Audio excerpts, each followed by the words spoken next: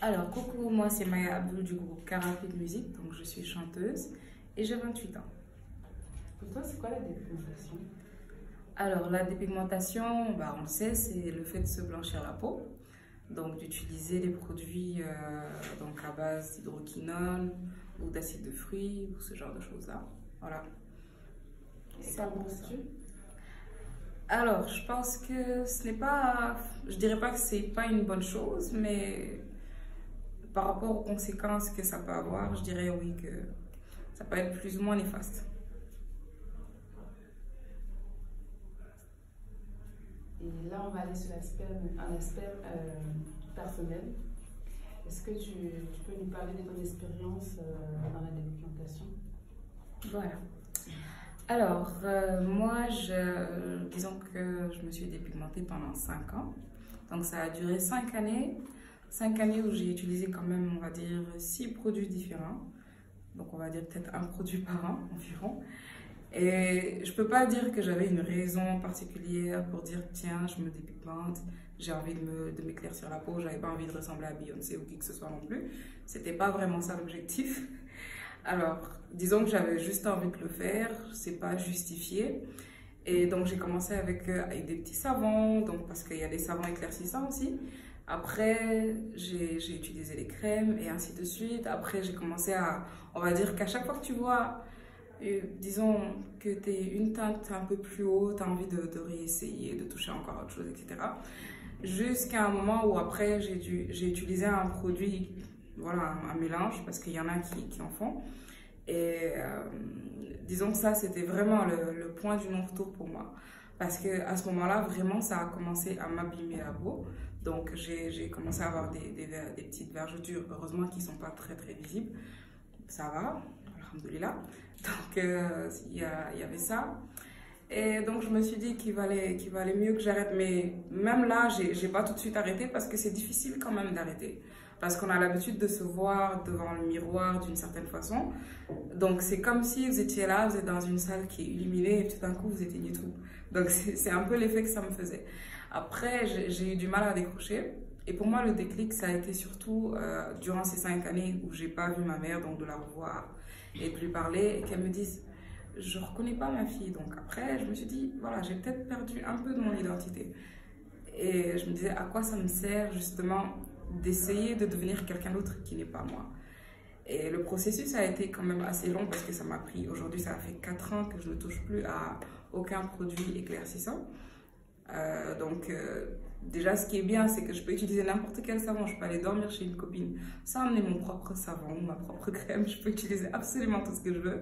Et je trouve que c'est le pied parce que se trimballer avec autant de pommades, parce que, enfin, on se connaît. C'est des tubes, des sérums, des crèmes en général.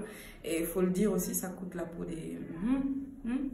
Et voilà, donc ça m'a pris un peu de temps, mais je suis arrivée justement à m'en détacher. Aujourd'hui, disons que je me réconcilie avec moi-même. Et je me regarde et je me dis, tu es belle comme ça, au naturel. Donc, ce que je veux aujourd'hui, c'est juste continuer à être comme ça.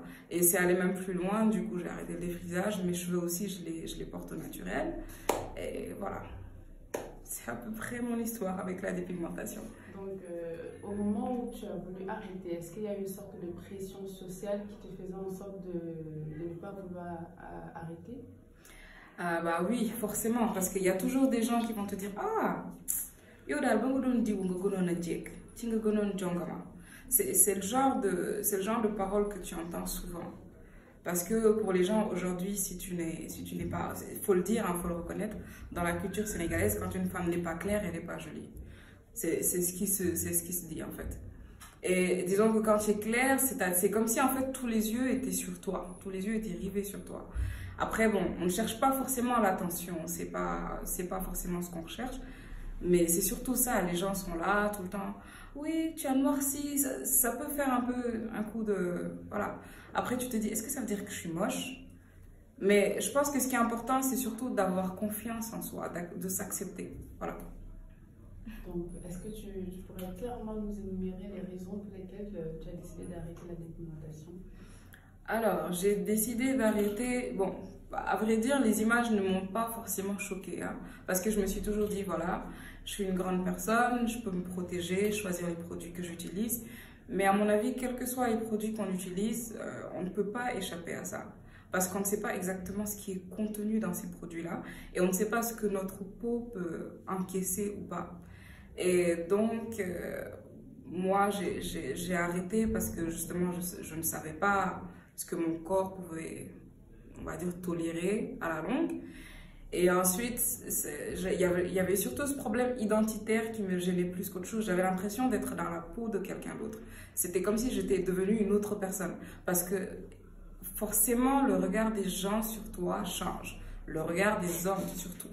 Donc après, tu deviens quelqu'un qu'on regarde. Tout le monde dit, ouais, elle est trop belle, la fille claire et tout. Et voilà, c'est pas la même chose. Et disons que moi, en fait, déjà, je n'aime pas forcément ce regard-là qu'on a. Tu deviens une sorte d'objet. Tout le temps, les hommes te regardent comme un objet de désir, je sais pas, ambulant, si je peux appeler ça comme ça. Et c'est ça le problème. Effectivement, bien sûr, tu deviens plus jolie, plus tout ce que tu veux, mais voilà. Il y a beaucoup de choses que ça entraîne. Tu n'es plus toi-même, en fait. Moi, c'est surtout ce problème, enfin, cette crise identitaire-là que j'avais. Mais ce n'était pas forcément lié. J'ai pas eu de conséquences néfastes sur ma peau. C'est des choses que je peux gérer. La preuve, voilà, je suis bien dans ma peau après 4 ans, donc voilà, c'est pas un souci. Ok. Donc, du coup, là, après avoir arrêté d'utiliser des produits à base d'hydroquinone et des corticoïdes, quels sont les produits que vous avez utilisés pour remédier à cela? Bon, alors il faut avouer, j'ai un peu triché parce que je peux pas me lever et puis m'arrêter comme ça.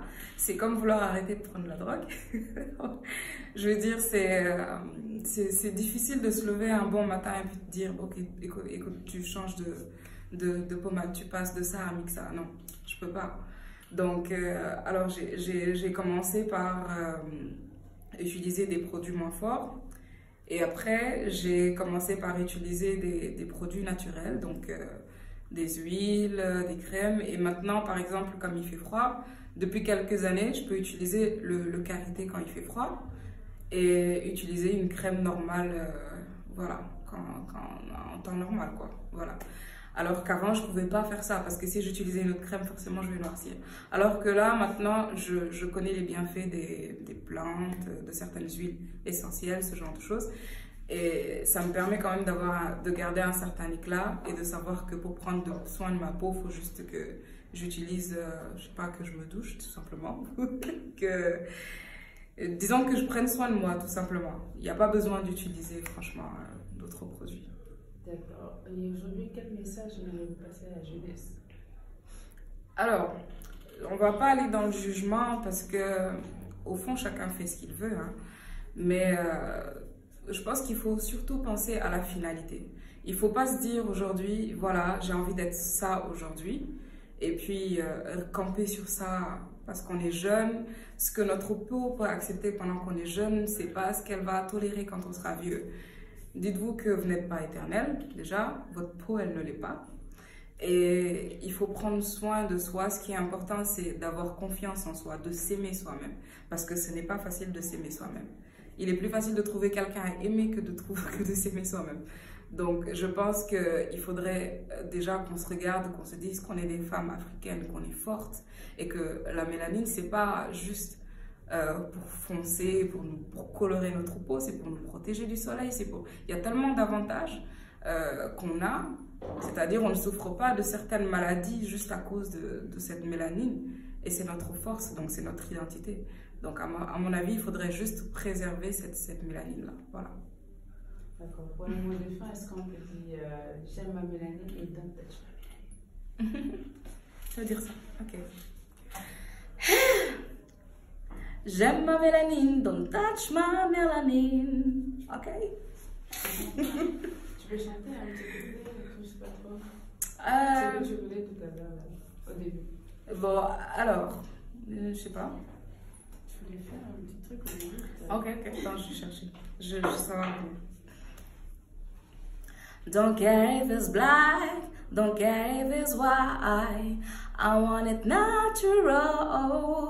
Yeah, I love my skin. Please don't touch my melanin. Voilà. C'est ça.